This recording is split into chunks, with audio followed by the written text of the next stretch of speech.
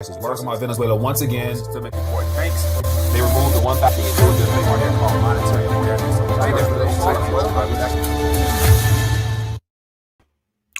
RTD Live Talk. Midday news. Excited to check in. Trying to close a couple windows on my side here. Hope everyone's doing well. We're going to just check in for the aftermarket wrap up. Share with you a couple headlines, as well as just check in, man. I been having some interesting dialogue back and forth on Twitter in reference to the whole Bitcoin evangelical movement taking place right now, and how people are beyond excited to try to proselytize newbies into the Bitcoin space. So I'm enjoying having some back and forth with them. But anyway, for those that might be interested and want to join that back and forth, just go ahead and follow me on Twitter and you'll see it throughout the day. But anyway, hope everyone's doing well. Wanted to check in for a quick minute, go through some headlines, share my 2 cents on some things, highlight things that you might not hear about from a more contrarian viewpoint, and try to help make sense of things as they unfold in real time. And as always, for those that might be new to the community, welcome. Any first-time viewers, let me know where you're watching from via chat. And then also, tonight, do plan on doing a live stream. So check back in with me at 9:30 for the People's Talk Show, where you get a chance to call in and let your voice be heard. So I want to be short, precise, and accurate with what I get to today, just because yesterday I got all caught up in the whole crypto stuff, and it just, dragged on forever. And a lot of people don't come here to hear all that stuff. But anyway, hope everyone's doing well. Tricky Dicky from the UK, appreciate you for checking in. Yeah, so let's get right to it, man. So I want to start off by, just basically just shining light on the monetary side of things. And of course, gold is still the anchor or the foundation to the current monetary structure, regardless of how the mainstream media would have us believe that it's not important, it's barbaric, it's whatever. It doesn't fit in the digital transition period whatsoever, but it's still there. And just to show you how important it is, there's more developments as to how nations and central banks and people who realize the importance of having something real and tangible to hold as a preservation medium into this next system, they're getting physical still. So, and I want to share with you just something that I put on a Telegram. Let me put it on the channel, or I'll put up on the page real quick. So let me see. I might have to.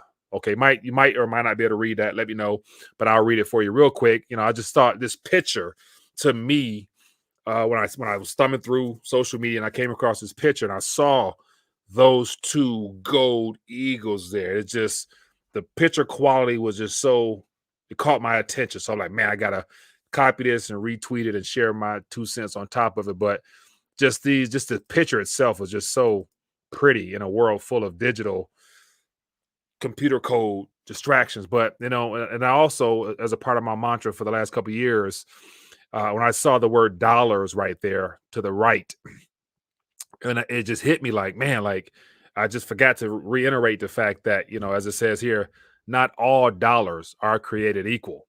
And I think within this decade, the world will realize that, especially as we're being forced down the digital pathway, as to being able to distinguish between fiat and lawful money, aka sound money. All dollars will not be treated the same moving forward. Some will be hazardous to your financial future, and some will be great wealth transferring mechanisms moving forward, just as far as how it be perceived in the world moving forward. So, give you an idea, it says some come from the earth while others come from computer code and then turned into paper. So far this year, the U.S. Mint has sold 661,500 ounces of American Eagles. And of course, gold represents generational wealth.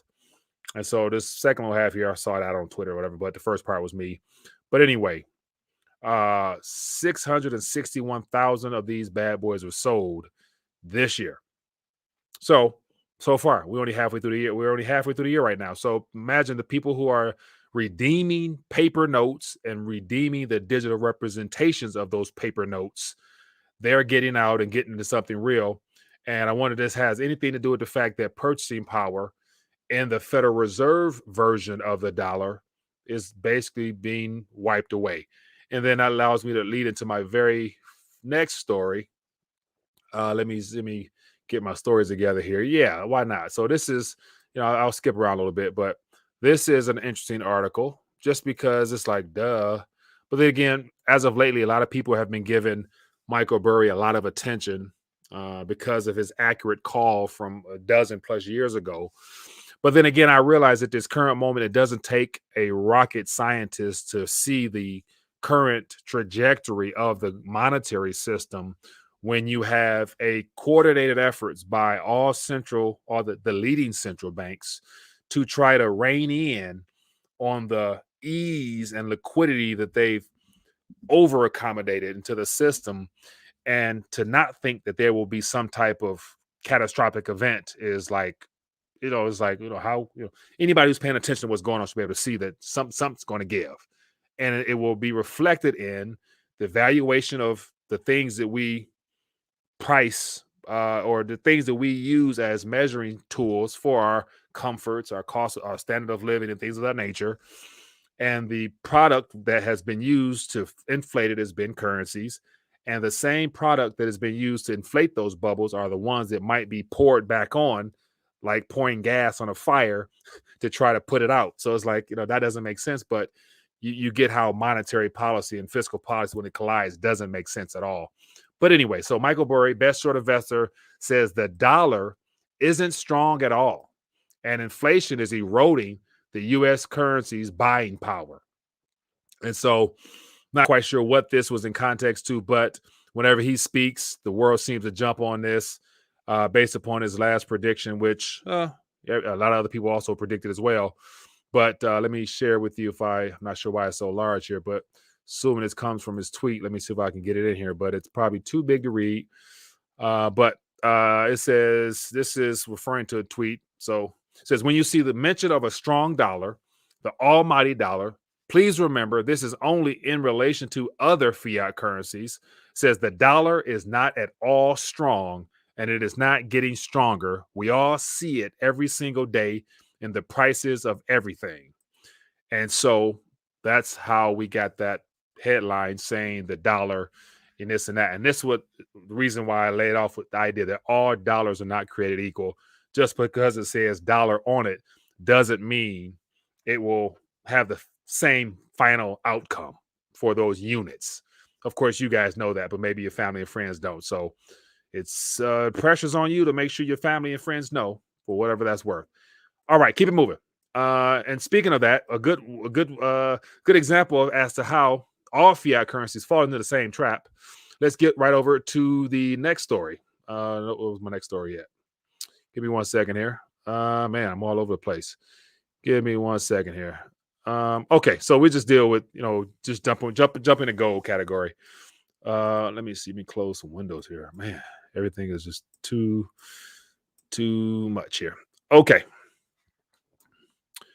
Here is a interesting article here that lets you know what's happening behind the scenes while the retail investor, while the average Joe and Jane who watches mainstream news channels, primarily CNN, Fox, MSNBC, yada, yada, yada, how the euphoria is all over digital assets.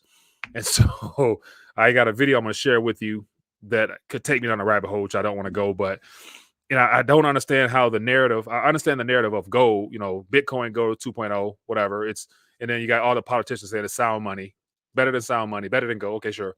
But then now they got that whole Bitcoin helps secure the energy grid.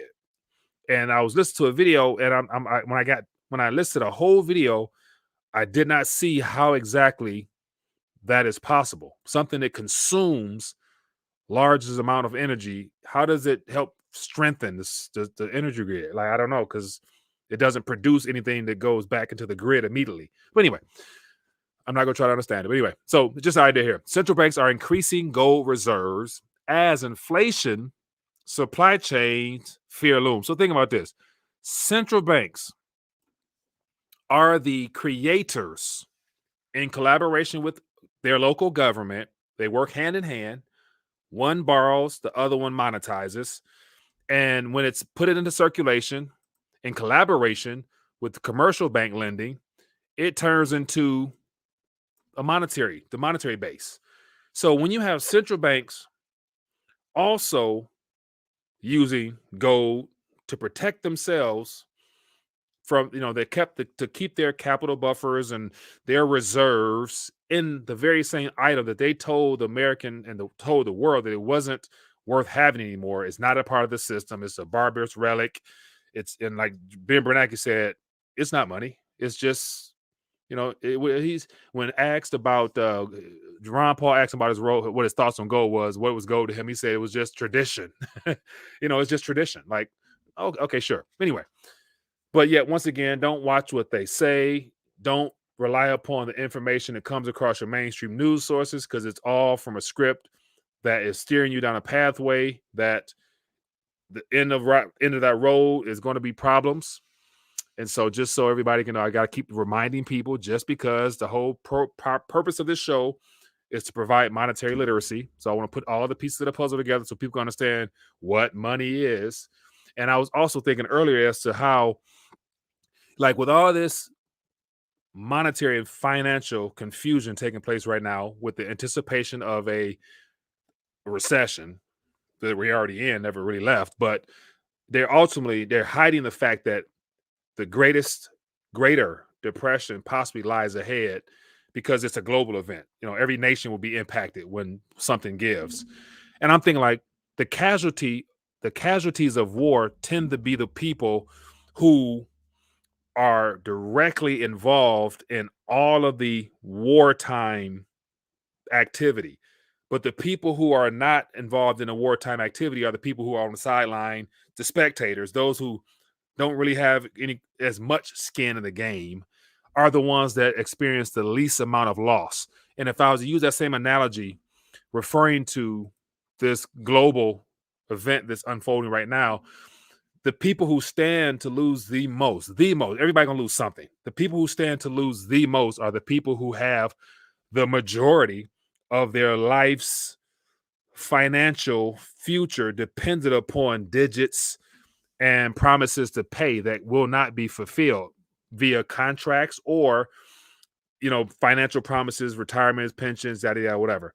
And I'm thinking, like, the bet, because most of those people they've been lured in with the idea that if you put your funds into the hands of somebody in some account, some product, that over time, interest and all that stuff like that will allow it to grow.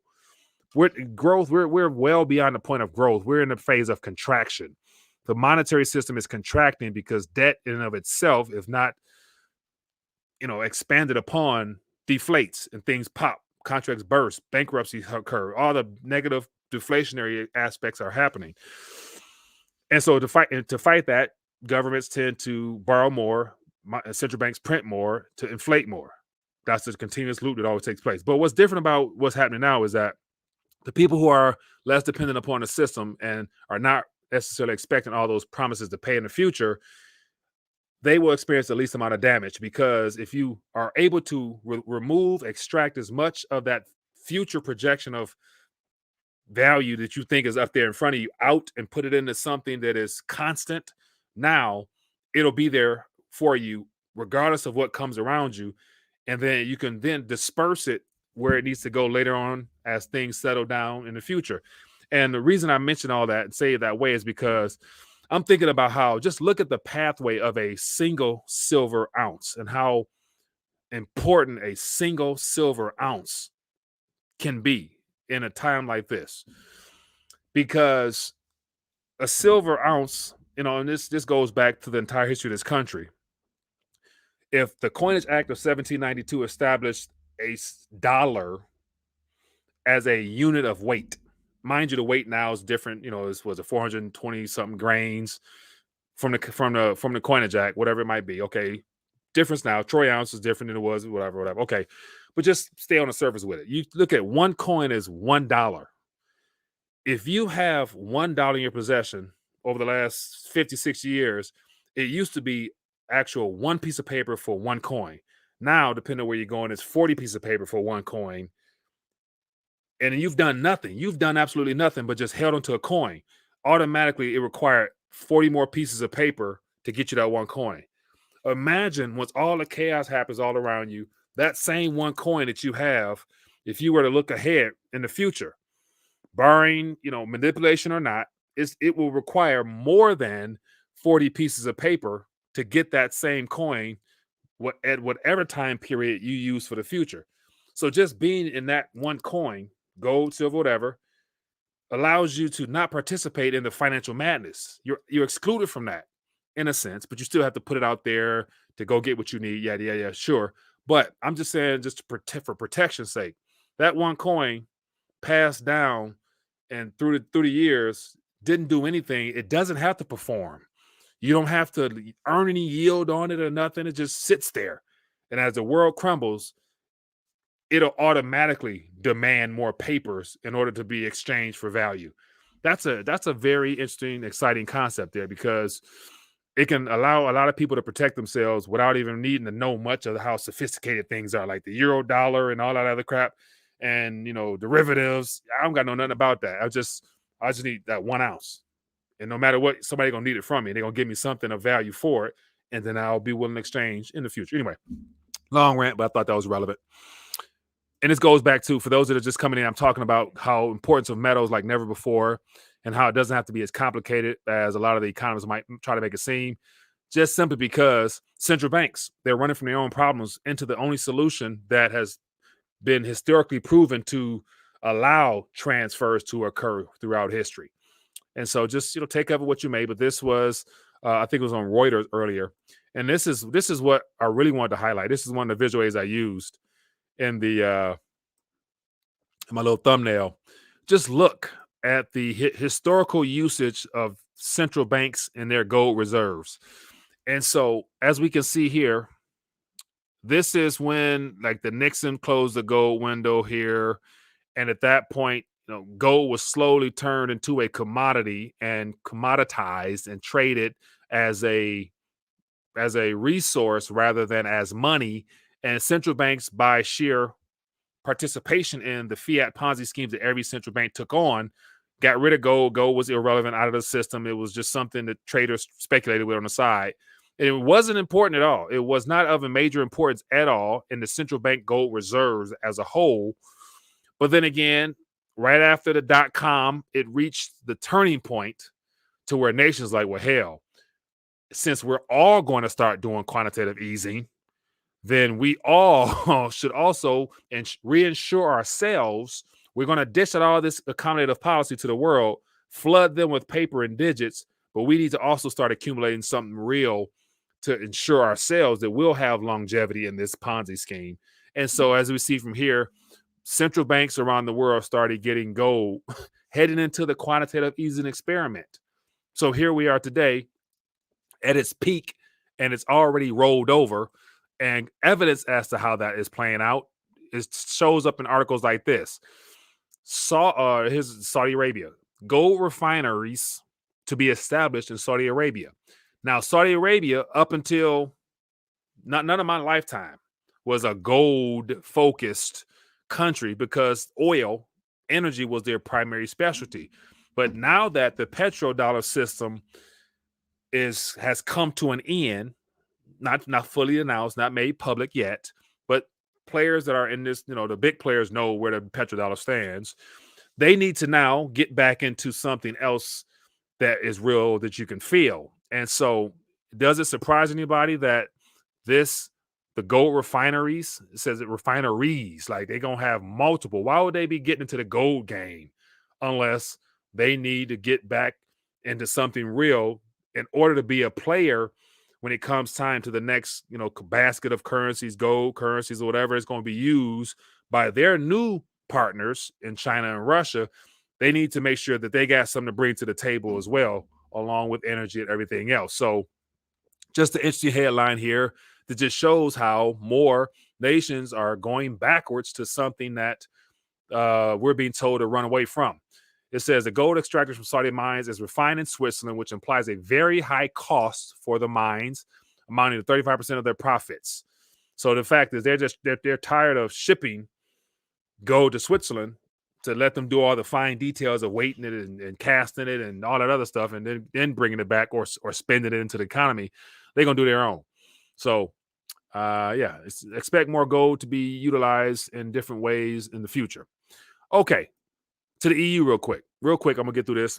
Europe's had 8 years, 8 years of negative interest rates and paltry growth.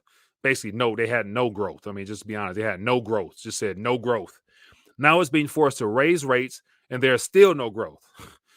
And so, majority of the EU is all they're the bonds. All different countries have bonds already already negative. But yet you have a country that's been negative for quite some time now, looking to turn positive as far as how they price their own currency in reference to their EU funds rate. And so, if they couldn't solve the problem by going negative, how will going positive solve their problem when they've inflated the bubble so big that going positive will automatically create more of a burden on them to sustain the debt load? So it's like if they couldn't maintain the economy by basically borrowing at negative cost on their end, how will they then be able to sustain it by them now going into the positive? They can't. So long story short, EU experiment has failed. The end result hasn't been determined, but the euro currency and everybody who has priced their entire lives in that unit will be a casualty of currency war. Anyway, just something worthwhile.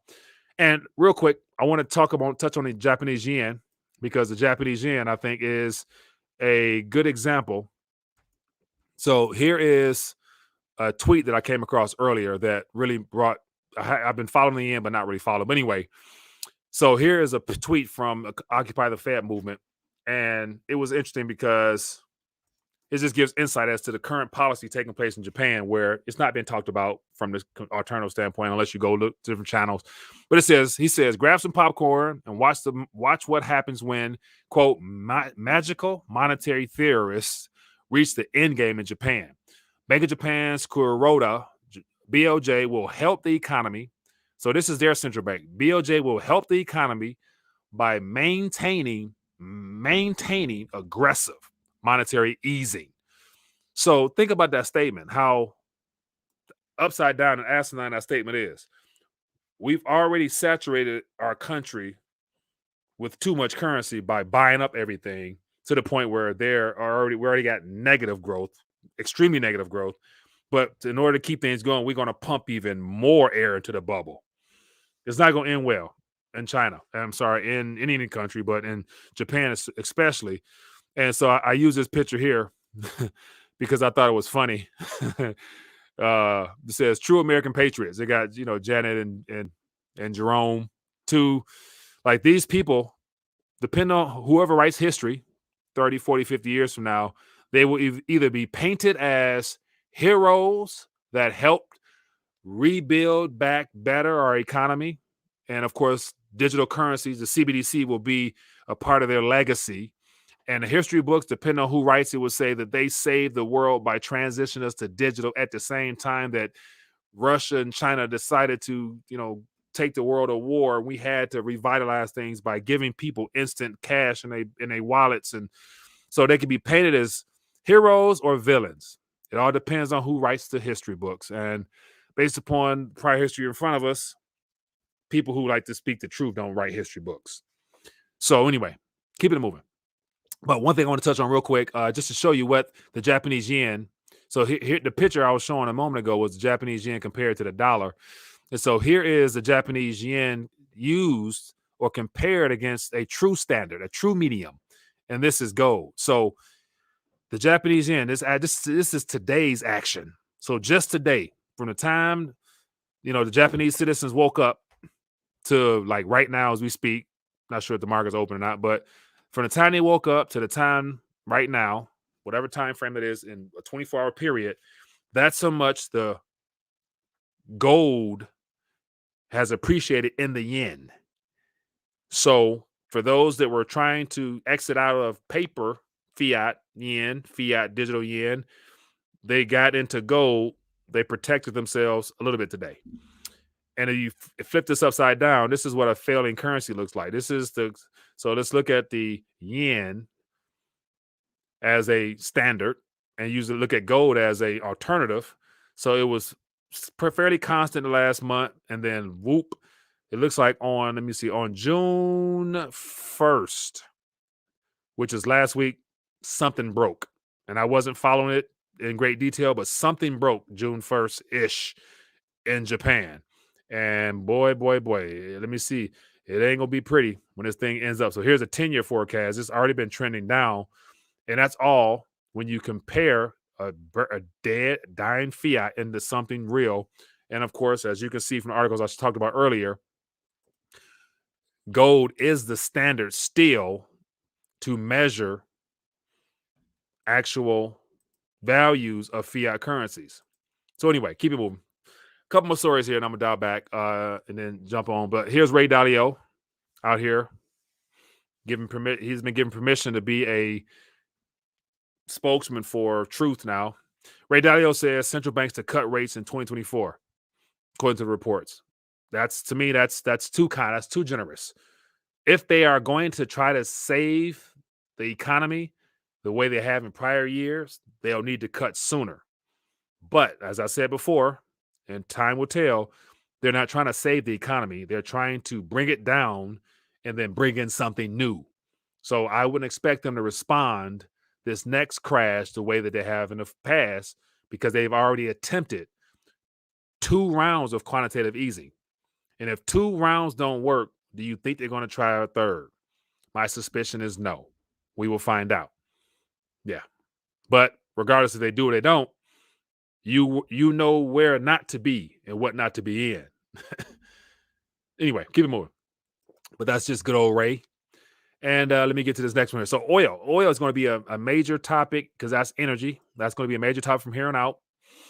And so this oil situation also is going to impact a lot of things around us, especially, not only our normal activity in our day, but also the alternative assets, especially the decentralized crypto market, is really going to impact them the most. And I'll explain why in a minute. But it says oil prices are nowhere near peak yet, says a key OPEC member from the UAE. And so as of right now, I was looking at prices of, let me just look at some of it. So right now, crude was up today, Brent was up today, natural gas down. And so just for the sake of checking further into crude, I was curious at looking at price activity in crude. And I don't really follow the energy sector like that, but just for the sake of trying to stay up to date, I like to just look at the time charts. And so here we got 5-day. So as we can see, this is going back to 2 years-ish or last year. We see that there's a continuous uptick of the energy costs. And a lot of this has to do with all the deliberate destabilization of energy, because they need an energy narrative to then be on the other side, giving us a solution of electrical vehicles, green energy, solar, wind, all that other stuff.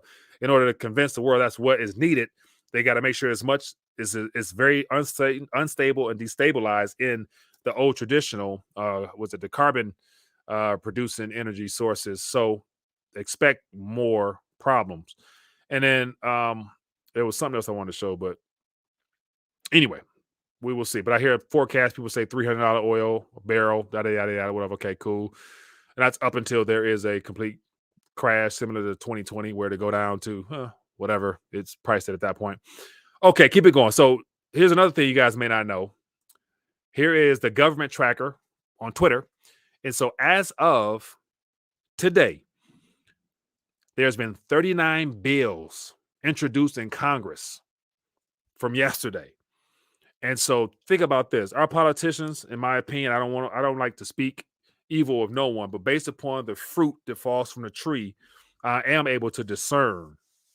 And based upon what we're in now, we're in this mess now because of the lack of accountability, transparency, and truthfulness of the people who say they represent, their citizens.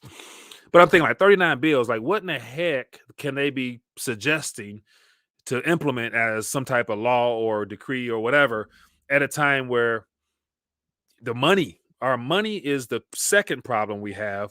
And the first problem is our government crisis. The form of government we have has already failed. So I just thought I would just thumb through some of these bills here. So these are the 39 bills that were put forth by Congress people. And so HR 79, HR. I mean, do with it what you may. Some of them are entertaining, and I wonder what's inside of them.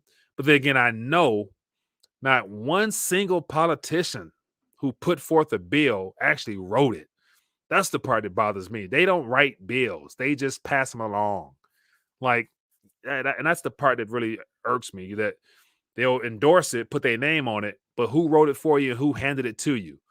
So that's some stuff that really bothers me. But anyway, I could be wrong. And I do see some spam in the chat. Forgive me. I will try to take care of that. And if we got any admins out there, feel free to help me out. Anyway, so real quick, keep moving. So here's a little quick video I want to play for you guys, because don't worry, our politicians is putting bills out there, so they're going to fix our problems, I think. And then just listen to this little video clip here. I had to play this one. This is classic. Is in a better place. What I'm trying to say to you is that the economy is in a better place than it has been historically. And so we feel here at this administration, and other experts as well, is that we feel that we are in a good position to take on inflation.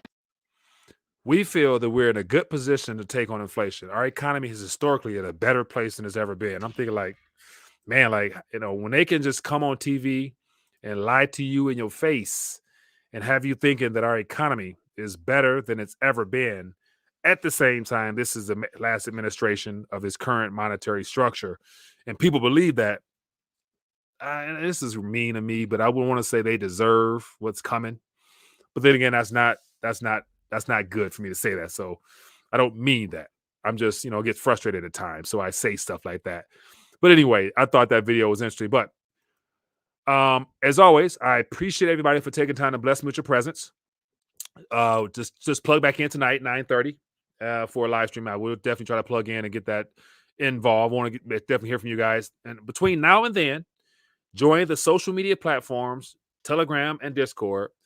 Grab news stories that you come across from around the world or wherever, video content from your favorite creators, and share with the community. And that'll help me grab from that information and bring it to the fold tonight on the next live stream, so that we can all stay plugged in and be on the same page. But anyway, if you're new to the channel, definitely hit the subscribe button and hit that bell notification if you want to be notified. If you've enjoyed the back and forth, just being updated on some real simple stuff, hit that thumbs up, show your support. And the most important thing is to take this information and share it in your communities or other communities that might find this of value, so people can stay plugged in. Because once again, you're not going to find this type of information from people who read teleprompters, but you knew that already. Anyway, be blessed, be safe. See you guys later. Peace.